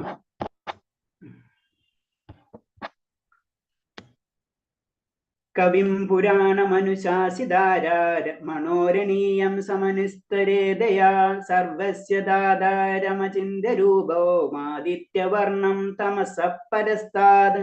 സർവജ്ഞനും ആദിപുരുഷനും സർവനിയന്താവും അണുവിനേക്കാൾ ചെറുതും സകലത്തിന്റെ പരിപാലകനും ഭൗതിക അനുമാനങ്ങൾക്ക് അതീതനും അചിന്യ രൂപനും ഭൗതിക പ്രകൃതിക്ക് അതീതനും ആദി തേജസ്യുമായ വ്യക്തി എന്ന നിലയിലാണ് ഭഗവാനെ ധ്യാനിക്കേണ്ടത്. ദിവ്യനും ഭൗതിക പ്രകൃതിക്ക് അതീതനുമാണ് അവിടുന്ന്. അപ്പൊ അതായത് നമ്മളെ ചിന്തകളിൽ നിന്ന് അപ്പുറം, നമ്മൾ സിമ്പിൾ അചിന്യൻ, നമ്മളെ ചിന്തിക്കുന്നതല്ല, അചിന്യ രൂപൻ, നമ്മൾ ചിന്തിക്കുന്ന രൂപത്തിലല്ല. അപ്പൊ നമ്മൾ ചിന്തിക്കുന്ന രൂപത്തിലല്ല. അതിന്റെ അർത്ഥം എന്ന് വെച്ച് കഴിഞ്ഞാല് ഭഗവാന് പല രൂപങ്ങൾ എടുക്കാൻ പറ്റും, അങ്ങനെയാണ് മനസ്സിലാക്കേണ്ടത്. അല്ലാണ്ട് അചിന്യ രൂപൻ, അപ്പൊ അല്ലാണ്ട് ഭഗവാന് രൂപമില്ല എന്നല്ല അവിടെ മനസ്സിലാക്കേണ്ടത്. എല്ലാത്തിന്റെ അപ്പൊ ഇതെടുത്തിട്ട്, ഈ ഒരു പോയിന്റ് എടുത്തിട്ട് അതിനെ ക്രിട്ടിസൈസ് ചെയ്ത് കഴിഞ്ഞാൽ അതിനപ്പുറത്ത് ഭഗവാൻ പറയുന്നുണ്ട്, അത് ചില വ്യക്തികൾ അത് എടുക്കൂല. എന്നിട്ട് ഈ ഒരു പോയിന്റ് എടുക്കും, എന്നിട്ട് ഇതിനെ കൺഫ്യൂസ് ചെയ്യും. വായിക്കുമ്പോ എല്ലാതും വായിക്കാം. അപ്പൊ സർവജ്ഞനും ആദിപുരുഷനും സർവനിയന്താവും അണുവിനേക്കാൾ ചെറുത്. അപ്പൊ ഭഗവാൻ അണുവിനേക്കാൾ ചെറുതാവാനും പറ്റും, വിഭുവല്ല, അണുവും വിഭുവും ഭഗവാനാവാൻ പറ്റും അല്ലെ. ആ അവസ്ഥ അങ്ങനെ ആയിരിക്കണം നമ്മൾ ധ്യാനിക്കുക. കാരണം അത്രയും പവർഫുൾ ആണ് ഭഗവാൻ എന്നുള്ള രീതിയിൽ നമ്മളെ മനസ്സിൽ കൊണ്ടുവരണം. അങ്ങനെ നമ്മള് പ്രാർത്ഥിക്കുകയാണെങ്കിൽ അങ്ങനെ ഭഗവാനെ ധ്യാനിക്കേണ്ടത്. അങ്ങനെ വരുമ്പോ ദിവ്യനും ഭൗതിക പ്രകൃതിക്കും അതീതനുമാണ് അവിടുന്ന്. അപ്പൊ എന്താണ് ദിവ്യനും, സാധാരണ ദിവ്യ, അതായത് എല്ലാത്തിനും മുകളിലാണ് ഭഗവാൻ എന്നുള്ള ചിന്ത നമ്മളിലേക്ക് കൊണ്ടുവരണം. ഭഗവാൻ അവ്യക്തിഗതനോ ശൂന്യതയോ പ്രതിപാദിച്ചിട്ടില്ലെന്ന് പ്രത്യേകം ശ്രദ്ധ അർഹിക്കുന്നു. അത്തരം ധ്യാനത്തിന് പ്രയാസം കൂടും. ഇവിടെ ഭഗവാന് രൂപമില്ല എന്ന് പറഞ്ഞിട്ടില്ല, ഭഗവാൻ ശൂന്യതയെന്ന് പറഞ്ഞിട്ടില്ല, ഭഗവാന് രൂപമുണ്ട്, മനസ്സിലായി. പക്ഷെ അങ്ങനൊക്കെ നമുക്ക് ചെയ്യാം, അതിന് തെറ്റല്ല. ഭഗവാന് രൂപമില്ല എന്ന രീതിയിൽ നമുക്ക് ചെയ്യാം. ഭഗവാൻ ശൂന്യതയെന്നൊക്കെ വിചാരിച്ചിട്ട് നമ്മൾ ചെയ്യാം. കാരണം ഭഗവാന് ശൂന്യത ആവാൻ കഴിയും, ഭഗവാന് വ്യക്തിരൂപം അല്ലാത്ത അവസ്ഥയിലേക്കൊക്കെ ആവാൻ കഴിയും. പക്ഷെ എന്താണ്, അത് ശരീരികൾക്ക്, നമ്മളെ പോലുള്ള വ്യക്തികൾക്ക് അത് പ്രയാസം കൂടും. അണുവിനേക്കാൾ ചെറിയ രൂപം കൈക്കൊള്ളാൻ ഭഗവാന് കഴിയും. ഒരു കേശാഗ്രഹത്തിന്റെ 10,000-ൽ അംശമേ ഒരു ജീവാണ്, അത് നമ്മൾ പറഞ്ഞാണ്. കാരണം ഭഗവാൻ എന്ന് പറയുമ്പോ ഏത് രൂപത്തിനും ഭഗവാന് മാറാൻ കഴിയും. അത് പ്രഹ്ലാദ് മഹാരാജന്റെ കഥ മാത്രം ആലോചിച്ചാൽ മതിയല്ലേ. തൂണിൽ നിന്ന് വരാൻ പറഞ്ഞ് തൂണിൽ നിന്ന് വന്നു. അചിന്യം എന്ന പദം ഇവിടെ പ്രധാനം വഹിക്കുന്നു. ഭഗവാന്റെ ശക്തിപ്രഭാവം നമ്മുടെ ചിന്തകൾക്ക് അതീതമാണ്. യുക്തി കൊണ്ട് നമുക്ക് ചിന്തിക്കാനേ പറ്റില്ല. നമ്മൾ അല്ലാണ്ട് തന്നെ ചിന്തിച്ചു നോക്കിയേ. നമ്മള് പറയില്ലേ, പൂച്ചയായാലും നായ ആയാലും മറ്റുള്ള മൃഗങ്ങൾക്ക് അവർ ചിന്തിക്കോ ഞാൻ ആരാണെന്ന്, ഞാൻ എവിടെ നിന്ന് വന്നു, ഭഗവാനാണ് പരമാത്മാവാണെന്ന് അവർക്ക് ചിന്തിക്കാൻ പറ്റും മൃഗങ്ങൾക്ക്? നമ്മളത്തെ ഇപ്പോഴത്തെ അറിവ് വെച്ചിട്ട് നമ്മ ചിന്തിക്കും അല്ലെ, ഞാൻ ആരാകുന്നു, ഞാൻ എന്തിനു ഈ ലോകത്തിൽ വന്നു, ഞാൻ എന്തിനീ കഷ്ടപ്പെടുന്നത്, ഭഗവാൻ ആരാണ്, എന്താണ് ഈ ലോകത്തിന്റെ ലക്ഷ്യം, എന്റെ ലക്ഷ്യം എന്താണ് എന്നൊക്കെ നമുക്ക് ചിന്തിക്കാം. നമ്മൾ ആ ലെവലിലേക്ക് ചിന്തിക്കാൻ തുടങ്ങുമ്പോഴാണ് നമ്മൾക്ക് ആത്മീയ അവസ്ഥയിലേക്ക് പതുക്കെ ആഗ്രഹം വരുന്നത് തന്നെ. പട്ടിക്കും പൂച്ചയ്ക്കും പറ്റിയതിനൊക്കെ അങ്ങനെ പറ്റുമോ? അവരങ്ങനെ ചിന്തിക്കാൻ പറ്റുമോ? പൂച്ചയ്ക്ക് അങ്ങനെ ചിന്തിക്കാൻ പറ്റുമോ? മറ്റുള്ള പക്ഷിമൃഗാദികൾക്ക് അങ്ങനെ ചിന്തിക്കാം, മൃഗങ്ങൾക്ക് അങ്ങനെ ചെയ്യാൻ പറ്റുമോ? ചെയ്യാൻ പറ്റുമെന്ന് പറയുന്നവരുണ്ട് ആരെങ്കിലും ഉണ്ടോ? പറ്റില്ല. അത് കൺഫേം ആണല്ല? കൺഫേം ആണ്. അതാണ് പറഞ്ഞത് നമുക്ക് മാത്രം. അപ്പൊ ആ ഒരു പോയിന്റ് മാത്രം ശ്രദ്ധിച്ചാൽ മതി. അപ്പൊ അവരെ ചിന്താശക്തിനേലും ഉയർന്ന ചിന്താശക്തിയാണ് നമുക്ക് അല്ലെ, മനുഷ്യർക്ക്. അങ്ങനല്ല, അവർക്ക് ആ ചിന്തിക്കാനുള്ള കഴിവേ ഇല്ല അല്ലെ, ആ ഒരു ചിന്താശക്തി അവർക്കില്ല. കാരണം അവരെ ലെവൽ അവിടെ നിർത്തി, അതിന്റെ അപ്പുറത്തേക്ക് ചിന്തിക്കാനേ പറ്റില്ല. അവരും പല കാര്യങ്ങളും ചെയ്യുന്നുണ്ട്, പക്ഷെ അത് ചിന്തിക്കാനുള്ള കഴിവ് അതുമില്ല. അതേപോലെ തന്നെ നമ്മളെ അവസ്ഥ. നമുക്കും പല കഴിവുകളുണ്ട്, നമുക്ക് ഇത്രയും ചിന്തിക്കാൻ പറ്റും, എന്ത് വേറെ എന്തോ ഉണ്ടെന്ന്, എന്താണെന്ന് പറയുന്നത് അതിനെപ്പറ്റി ചിന്തിക്കാനുള്ള കഴിവ് നമുക്കില്ല. അതാണ് നമ്മുടെ ലെവല്, അതിന് പ്രത്യേകത. അപ്പൊ മനുഷ്യജന്മത്തിന്, അതെന്ന് പറഞ്ഞ മനുഷ്യജന്മത്തിന് മാത്രമേ അടുത്ത ലെവലിലേക്ക് കടക്കാൻ പറ്റുള്ളൂ എന്ന് പറഞ്ഞതിന്റെ കാരണം അതാണ്. അത് തന്നെ ഭഗവാനെ പറ്റി, ഭഗവാന് മറ്റുള്ള ശക്തികളെ പറ്റി നമുക്ക് ചിന്തിക്കാനുള്ള കഴിവില്ല. അപ്പൊ നമുക്ക് വല്ല നായ്ക്കായാലും പൂച്ചയ്ക്കും മറ്റുള്ള കാര്യങ്ങൾ, ആത്മീയ കാര്യങ്ങളൊന്നും ചിന്തിക്കാൻ പറ്റാത്തത് പോലെ നമുക്ക് നമ്മുടെ ചിന്ത വെച്ചിട്ട് നമുക്കൊരു ലിമിറ്റ് ഉണ്ട്, അതിനപ്പുറത്തേക്ക് നമുക്ക് കടക്കാൻ പറ്റില്ല. അപ്പൊ നമ്മൾ ഇത് തന്നെ എക്സാമ്പിൾ എടുത്താൽ മതി. അവരും ജീവികളല്ല, അവരെല്ലാതും നമ്മളെ പോലെ തന്നെ ജീവിക്കുന്ന വ്യക്തികൾ, ഒരു വ്യത്യാസമില്ല. ബുദ്ധി ഇല്ലേ, അവർക്ക് എല്ലാ സെൻസും എല്ലാതും ഉണ്ട്, പക്ഷെ അവര് അതിന്റെ ആ ലിമിറ്റിൽ വെച്ച് നിർത്തിയിരിക്കണം, അതിന്റെ അപ്പുറത്തേക്ക് അവർ കടക്കണില്ല. എന്തുകൊണ്ട് കടക്കണില്ല? അതാണ് പറഞ്ഞ മനുഷ്യജന്മാണ് നമ്മള് വേണമെന്ന് വെച്ചാൽ ഈ മനുഷ്യജന്മത്തിൽ തന്നെ നമുക്ക് പരിപൂർണ അവസ്ഥയിലേക്ക് കടക്കാനുള്ള കഴിവ് ഭഗവാൻ തന്നിട്ടുണ്ടെന്ന് പറഞ്ഞതിന്റെ കാരണം അതാണ്. ഓക്കെ, അടുത്ത ശ്ലോകം 10. പ്രായേണ കാലേ മനസ്സച്ചലേന ഭക്തിയുദ്ധയോഗബലേന ചൈവ ഭൂവർമധ്യേ പ്രാണമാവേശ സമഖ്യേ സത്പരം പുരുഷമുപൈതി ദിവ്യം. മരണസമയത്ത് യോഗനിഷ്ഠ പൂണ്ട് സ്ഥിരമനസ്കനായി പരിപൂർണ ഭക്തിയോടെ ഭ്രൂമധ്യത്തിൽ പ്രാണവായു ഉറപ്പിച്ചുകൊണ്ട് ഭഗവത് സ്മരണ ചെയ്യുന്നവർ തീർച്ചയായും പരംപുരുഷനെ പ്രാപിക്കും. അപ്പൊ അത് യോഗമായിട്ട് ഇപ്പൊ കണക്ട് ചെയ്യണം, യോഗേനായിട്ട് കണക്ട് ചെയ്യണം. അപ്പൊ നമ്മൾ അതിനെ മുന്നേ പഠിച്ചു, വ്യക്തിവാദികൾക്കും അവ്യക്തിവാദികൾക്കാർക്കും എവിടേക്ക് എത്താൻ പറ്റും, ഭഗവാനിലേക്ക് എത്താൻ പറ്റും അല്ലെ. അപ്പൊ ഇത് പറഞ്ഞ ഭ്രൂമധ്യത്തിൽ പ്രാണവായു ഉറപ്പിച്ചുകൊണ്ട് നമുക്ക് ഭഗവത്, അത് യോഗ, കഴിഞ്ഞ അഷ്ടാംഗ യോഗത്തിന്റെ കുറച്ച് കാര്യങ്ങൾ ഇതിൽ പറഞ്ഞു തരാണ്.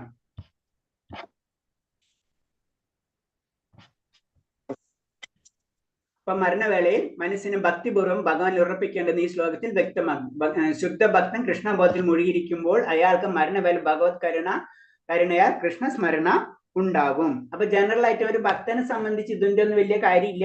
പക്ഷെ എന്താണ്, ഒരു യോഗ എന്നുള്ള ഒരു അഷ്ടാംഗ യോഗം ചെയ്യുന്ന വ്യക്തികള് ഇങ്ങനെ പതുക്കെ അവരങ്ങനെയാണ് കടക്കുന്നത്, പല ലോകങ്ങളിലേക്കും അല്ലെങ്കിൽ ഭഗവാന്റെ ലോകത്തിലേക്കും ഒക്കെ കടക്കാൻ അവർ കഴിയും.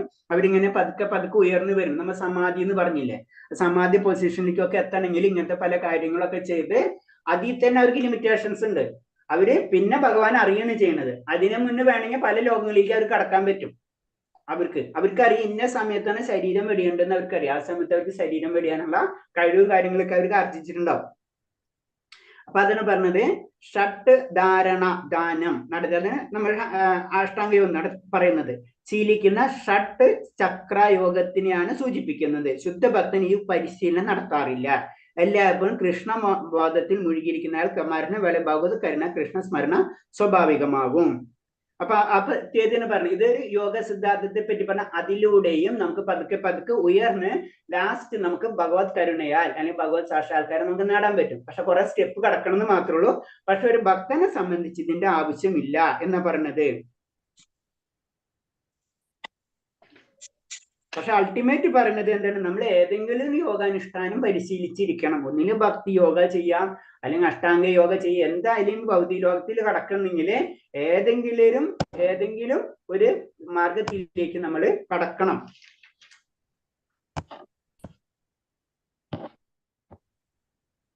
അടുത്ത ശ്ലോകം. യദക്ഷരം വേദവിദോ വദന്തി വിശ്യന്തി യദ്യദോ വീതരാഗ യച്ഛന്ദോ ബ്രഹ്മചരം ചരന്തി തദേ പദം സംഗ്രഹേണ പ്രവിശ്യേ. വേദപഠനം ചെയ്തവരും ഓങ്കാരം ഉരുവിടുന്നവരും സന്യാസിവര്യന്മാരും ഏത് ബ്രഹ്മപദം പോകുന്നുവോ, ഏത് പരിപൂർണ ആഗ്രഹിച്ച് ബ്രഹ്മചര്യം സ്വീകരിക്കുന്നുവോ മോക്ഷപ്രാപ്തിക്ക് കാരണമായി ഈ പ്രക്രിയ ഇനി ഞാൻ വിവരിച്ചു തരാം. വീണ്ടും പറയണമെന്ന് വെച്ച് കഴിഞ്ഞാല് എല്ലാവരും ലക്ഷ്യം, അതായത് എല്ലാവരും ലക്ഷ്യം എന്ന് പറഞ്ഞാൽ നമ്മള് ഏറ്റവും ആയ ലെവലല്ല പറഞ്ഞത്, ഭോഗികളെ അവസ്ഥയല്ല. ഭോഗി എന്ന് പറയുന്നത് മുക്തി രണ്ടുണ്ട്, രണ്ട് സെക്ഷൻ പറയും. ഒന്ന് മുക്തിവാദികൾ, മുക്തി കിട്ടാൻ ആഗ്രഹിക്കുന്നവർ, പിന്നെ ഭോഗികൾ, ഭൗതികമായിട്ടുള്ള സുഖ സൗകര്യങ്ങൾ ആഗ്രഹിക്കുന്നവർ. അപ്പൊ അവരെ കാറ്റഗറിയിൽ തന്നെ വരില്ല. മുക്തി, ആത്മീയത, അല്ലെ, ഭക്തി, അതങ്ങനെ ആഗ്രഹിക്കുന്നവര്.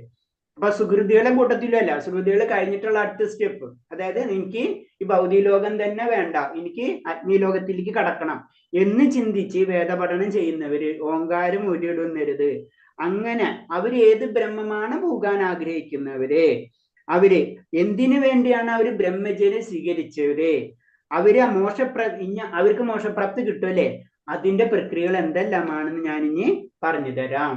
അപ്പൊ എന്താണ്, ഭക്തിയോഗത്തിൽ തന്നെ വേറൊരു സെക്ഷനായ കാര്യങ്ങളാണ് ഇപ്പൊ ഭഗവാൻ ഇനി പറഞ്ഞു തരാൻ പോകുന്നത്. ഭക്തിയോഗം വേറെ, ഇത് വേറെ. ഇത് ഭക്തിയോഗത്തിൽ തന്നെ വരും, പക്ഷെ എന്നിരുന്നാലും കുറച്ച് ചെറിയ വ്യത്യാസം. അതാണ് ഇതിൽ പറയുന്നത്. ജീവിതത്തിൽ ആരംഭം മുതൽക്ക് തന്നെ ബ്രഹ്മചര്യം അനുഷ്ഠിക്കാൻ നിവൃത്തിയില്ലാത്തവിധം ലോകത്തിലെ സാമൂഹിക ഘടന അത്രയേറെ മാറ്റങ്ങൾ വന്നു കഴിഞ്ഞു. ഈ ഭൗതിക ലോകത്തിന്റെ പ്രത്യേകത എന്ന് പറഞ്ഞത്, നമ്മൾ വിചാരിക്കുന്ന പോലെ നമ്മൾ ഇങ്ങനത്തെ കാര്യങ്ങൾ വേദപഠനം ചെയ്തുകൊണ്ടിരിക്കുക, ഓങ്കാരം ഉരുവിട്ടുകൊണ്ടിരിക്കുക, ഇതൊന്ന് ബ്രഹ്മചര്യം സ്വീകരിക്കുക, ഇതൊക്കെ ഇപ്പൊ പ്രാക്ടിക്കൽ അല്ല. വളരെയധികം സമൂഹത്തിൽ വ്യത്യാസങ്ങൾ വന്നു കഴിഞ്ഞു. അതാണ് പറഞ്ഞത്. അങ്ങനെ വരുമ്പോഴാണ് ഈ അവസ്ഥ നമ്മൾ സ്വീകരിക്കുന്നത്. കലിയുഗത്തിന്റെ അധ്യാത്മ സിദ്ധാന്ത പ്രകാരം ഹരേ കൃഷ്ണ കൃഷ്ണ കൃഷ്ണ ഹരേ ഹരേ, ഹരേ ഹരേ ഹരേ രാമ രാമ ഹരേ എന്ന നാമോച്ചാരണമല്ലാതെ ഭഗവത് സാക്ഷാത്കാരത്തിന് മറ്റൊരു വഴിയുമില്ലെന്ന് ശ്രീ ചൈതന്യ മഹാപ്രഭു പ്രഖ്യാപിച്ചത്. ഇത് പറഞ്ഞപ്പോൾ ശങ്കരാചാര്യന്റെ കഥ ഒന്നുകൂടെ പറയുന്ന വെച്ചുമ്പോ, ശങ്കരാചാര്യ ശരിക്കും എന്താണ്, നമ്മളെ നാട്ടിലുള്ള പൂജാവിധികൾ കമ്പാരിറ്റ് നോക്കിക്കഴിഞ്ഞാല് നമ്മള് ജനറലായിട്ട് പഞ്ചോപാസന എന്ന് പറയും. പഞ്ചോപാസനകളിൽ വരുന്നതാണ് 5 ദേവതകൾ ഉപാസിക്കുക. നമ്മളെ നാട്ടിൽ ജനറലായിട്ട് നോക്കുമ്പോ ശ്രദ്ധിച്ചാൽ അറിയാം, നമ്മൾ സാധാരണ രീതിയിൽ നമ്മൾ ആരൊക്കെയാണ് ഉപാസിക്കാം? എന്ന് പറഞ്ഞാൽ നമ്മൾ ഇന്ത്യയിൽ മൊത്തം എടുത്തു കഴിഞ്ഞാല് ജനറലായിട്ട് വിഘ്നേശ്വരൻ, പിന്നെ സരസ്വതി, ദുർഗ, അതായത് ദേവി ശക്തി. ഓക്കെ, അടുത്തത് മഹാദേവൻ, പിന്നെ മഹാവിഷ്ണു. 4 ആയില്ല. ഈ 4 ഇപ്പൊ പഞ്ചുപാസന എന്ന് പറയും. 4 ഒരെണ്ണം കൂടെ ഉണ്ട്, അത് സൂര്യൻ. ഇതിന് പഞ്ചുപാസനയിൽ വരുന്നത്. അപ്പൊ അതാണ് ജനറൽ ആയിട്ട് ചെയ്തുകൊണ്ടിരിക്കുന്നത്. മനസ്സിലായില്ലേ? അത് കഴിഞ്ഞ് അപ്പൊ അവിടെ അതിന്റെ അപ്പുറത്താണ് ഇത്. കാരണം ഇതിപ്പോ ചെയ്യുന്നോണ്ടെന്നല്ല പറഞ്ഞത്, ഇത് പഞ്ചോപാസന എന്നുള്ള രീതിയിൽ സാധാരണ നമ്മളെല്ലാവരും ചെയ്തുകൊണ്ടിരുന്നു. ഇതിന്റെ അപ്പുറത്തേക്കുള്ള ലെവലാണ് ഏത്, കൃഷ്ണൻ ആരാധിക്കുക എന്നുള്ളത്. അവിടെ വരുമ്പോഴാണ് നമ്മൾ ഹരേ കൃഷ്ണ മഹാമന്ത്രം, ആ വിഷ്ണുവിന്റെ തന്നെ.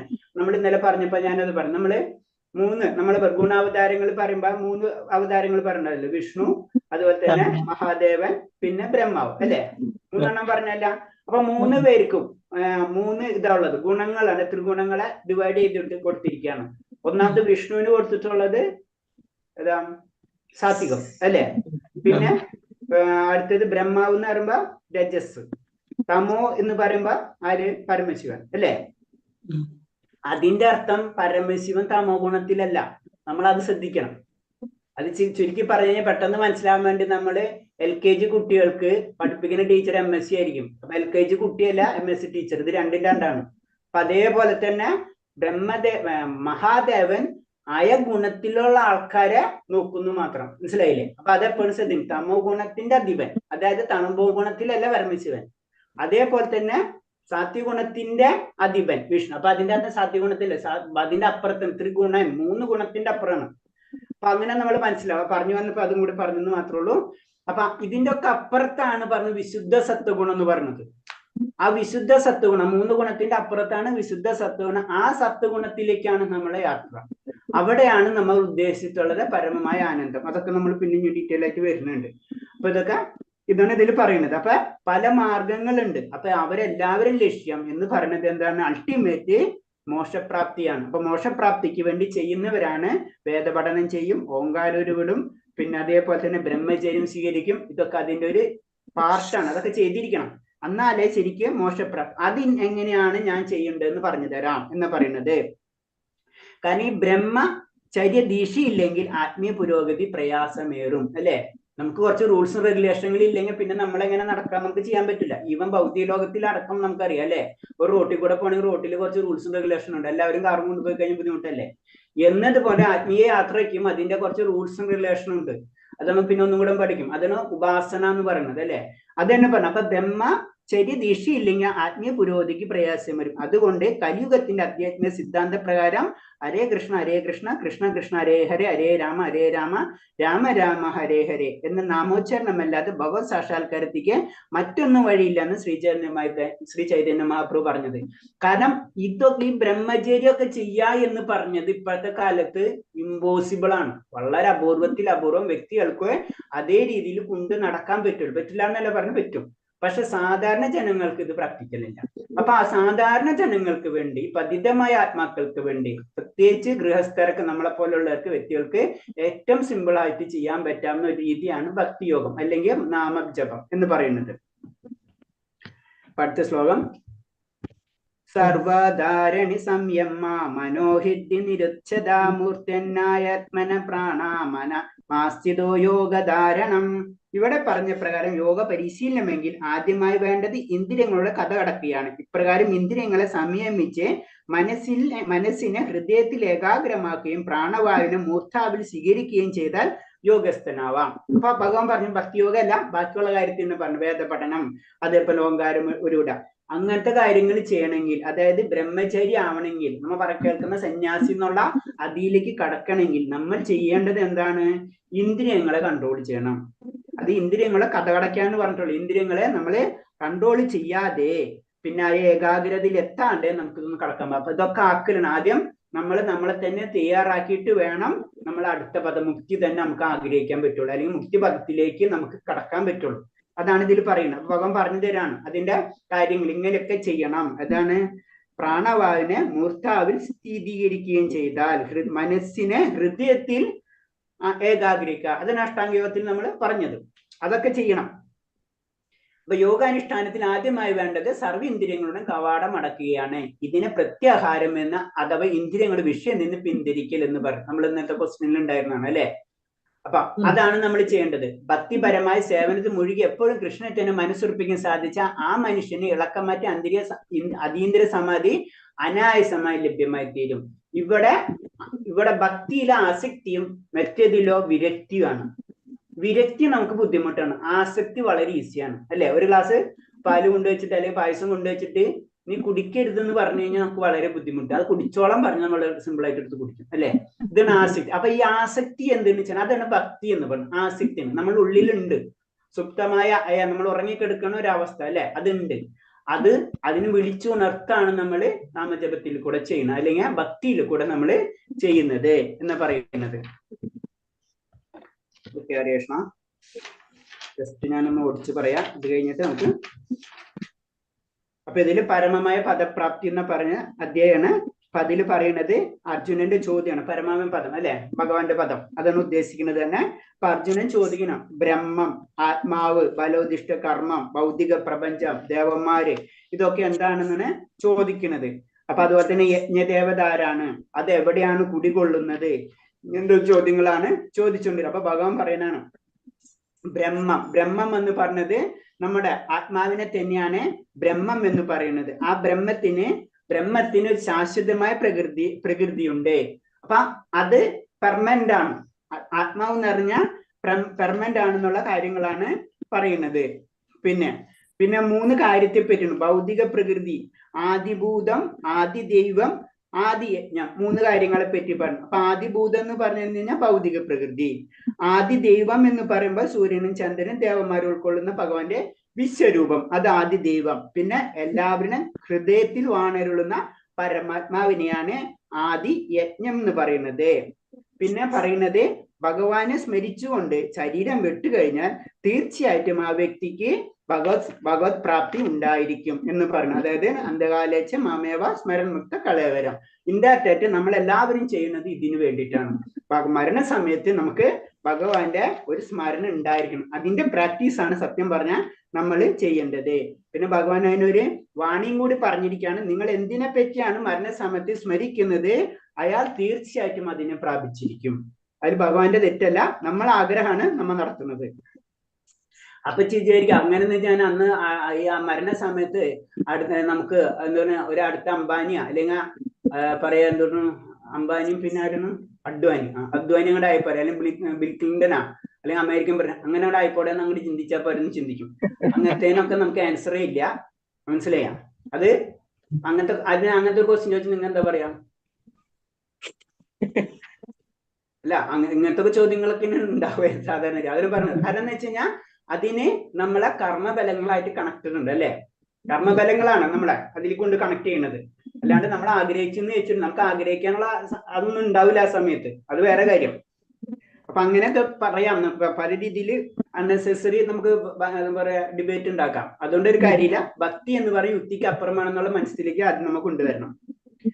അതിനാൽ അതോടൊപ്പം തന്നെ പിന്നെ എന്താ പറയുന്നത്, ഭഗവാൻ ഒരിക്കലും പറയണില്ല ഭക്തി മാത്രം വെച്ച് നടക്കാൻ. ഭഗവാൻ പറയുന്നത് എന്താണ്, നിന്റെ നിയതമായ കർമ്മം നീ ചെയ്യാ, അതോടൊപ്പം തന്നെ ഓർമ്മിക്കുക. 2 കാര്യങ്ങളാണ് ക്ലിയർ കട്ട് നമ്മൾ പറഞ്ഞത്. കാരണം ഭഗവാൻ തന്നെയാണ് ഭൗതിക ലോകത്തിലേക്ക് നമ്മൾ എത്തിച്ചിട്ടുള്ളത് അല്ലെ? അപ്പൊ നിന്റെ നിയത കർമ്മങ്ങൾ നീ ചെയ്യണം, കൂടാതെ എന്റെ സ്മരണ നീ എപ്പോഴും വിടരുത്, അതാണ് പറയുന്നത്. പിന്നെ ആരാണ് ദാനിക്കുന്നത്? പിന്നെ എന്നിലേക്ക് എത്താൻ വേണ്ടി എപ്പോഴും എന്നെ ദാനിക്കുക, അതിൽ നിന്നൊരിക്കലും വ്യതിചലിക്കരുത്. നമ്മൾ ഉറച്ചിരിക്കണം, നമ്മൾ അത്ര ദൃഢനിശ്ചയം നമ്മളിൽ ഉണ്ടാകണം. പിന്നെ ഭഗവാൻ ആരാധിക്കേണ്ടത് പറഞ്ഞു, ഭഗവാന്റെ ശക്തിനെ പറ്റി വർണ്ണിക്കാണ്. ഭഗവാൻ എന്ന് പറഞ്ഞ ആദ്യ പുരുഷനും സർവ്വനിയന്താവും അണുവിനേക്കാൾ ചെറുതും സകലത്തിന്റെ പരിപാലനം. ആ ഒരു അവസ്ഥ അത്രയും പവർഫുൾ ആണ് ഭഗവാൻ എന്നുള്ള അവസ്ഥ നമ്മളിൽ ഉണ്ടാക്കണം. ഇപ്പൊ സാധാരണ വ്യക്തിയല്ല. അപ്പൊ നമ്മളെ പെട്ടെന്ന് നമുക്ക് ഇപ്പൊ പറയില്ല ഞാൻ എന്റെ കയ്യിലാണ്, അതൊന്നും നമുക്ക് ചിന്തിക്കാനും പറ്റില്ല. ഭഗവാൻ ആ അവസ്ഥ എത്തും. ഒരു ഭക്തന്റെ അവസ്ഥ എത്തുമ്പോ അർജുനനെ സഹായിച്ച പോലെ അർജുനൻ പറഞ്ഞു രഥം കൊണ്ട് യുദ്ധഭൂമിയിൽ എന്നടിക്ക് കൊണ്ട് നിർത്താൻ പറഞ്ഞപ്പോ ഭഗവാൻ അത് ചെയ്തു. ആ ഭക്തന് വേണ്ടി, ആ ഭക്തന്റെ ആജ്ഞകൾ കേൾക്കാൻ ഭഗവാൻ ഇഷ്ടമായിരിക്കും. അപ്പൊ ആ ലെവലിലേക്ക് വരുന്നതൊക്കെ കറക്റ്റാണ്. പിന്നെ മരണസമയത്ത് പിന്നെ പറഞ്ഞാണ് ഭക്തിപൂർവം യോഗികളെ പറ്റി ഒന്ന് വർണ്ണിക്കുകയാണ്. യോഗികൾ പറയുമ്പോൾ അവരെന്താണ് യോഗ അഭ്യാസങ്ങളെ പറ്റിയാണ് പറഞ്ഞത്. പ്രാണവായു ഉറപ്പിക്കുക എന്നൊക്കെ പറഞ്ഞത് അതാണ്. പിന്നെ പറഞ്ഞത് ആരാണ് ഈ ബ്രഹ്മചര്യം സ്വീകരിക്കുന്നവര്, വേദപഠനം, ഓങ്കാരം, ഉരുവിട്, ഇവരൊക്കെ ലക്ഷ്യം എന്ന അൾട്ടിമേറ്റ് മോക്ഷമാണ് അല്ലെ? അപ്പൊ ബ്രഹ്മചര്യം ഈ കാര്യങ്ങളൊക്കെ ചെയ്യാൻ ഇപ്പോഴത്തെ കാലത്ത് വളരെയധികം ബുദ്ധിമുട്ടാണ്. ഇത് തെറ്റില്ല, പക്ഷെ നമ്മൾ ജനറൽ ആയിട്ട് പറയും. ഭഗവാൻ പറയണത് ഇങ്ങനൊക്കെ ചെയ്തു കഴിഞ്ഞാൽ, അതായത് വേദപഠനം ചെയ്യുക, ഓങ്കാരം ചെയ്യുക, ഇതൊക്കെ യോഗയുടെ തന്നെ വേറൊരു പാർട്ടാണ്. അങ്ങനെ ചെയ്തിട്ട് നമുക്ക് മോക്ഷപ്രാപ്തിയിലേക്ക് കടക്കാം. അപ്പൊ ഇപ്പോഴത്തെ രീതിയിൽ അത് പ്രാക്ടിക്കൽ അല്ല എന്ന് ചൈതന്യ മഹാപ്രഭു നമ്മളോട് പറഞ്ഞു തരാണ്. അത് നമുക്ക് തന്നെ അറിയാം. പിന്നെ അഥവാ നമ്മൾ ഈ യോഗ അഭ്യാസിക്കണം, ഭഗവാൻ പറഞ്ഞു തരാണ്. യോഗ അഭ്യാസിക്കുക എന്ന് പറഞ്ഞാൽ തന്നെ എന്താണ്? ഇന്ദ്രിയങ്ങളെ നിയന്ത്രിക്കുക എന്നതാണ്. ഇന്ദ്രിയങ്ങളെ നിയന്ത്രിച്ച് മനസ്സിനെയും ഹൃദയത്തിനെയും ഏകീകരിക്കുക. അങ്ങനെ ചെയ്യുമ്പോഴാണ് യോഗസ്ഥനാവുകയുള്ളൂ. ഇത്രയാണ് പറഞ്ഞത്. ഹരേഷ്ണ ഇത്രയും പറഞ്ഞതിൽ എന്തെങ്കിലും പോയിന്റ്സ് ഉണ്ടെങ്കിൽ ചോദിക്കാം. ഹരേഷ്ണ.